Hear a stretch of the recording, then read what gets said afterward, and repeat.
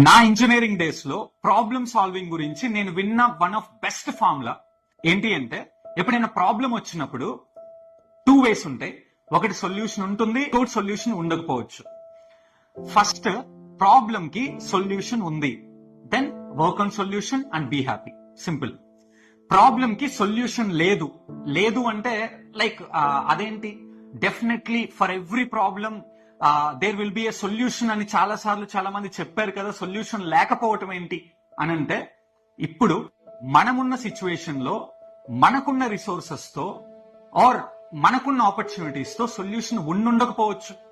For example, మీకు engineering అంటే ఇష్టం లేదు, మీరు డాక్టర్ అవుదాం అనుకున్నారు, కానీ బైపీసీ చేయటానికి ఆపర్చునిటీ లేక ఇంట్లో వాళ్ళు ఒప్పుకోక ఎంపీసీకి జాయిన్ అయ్యారు.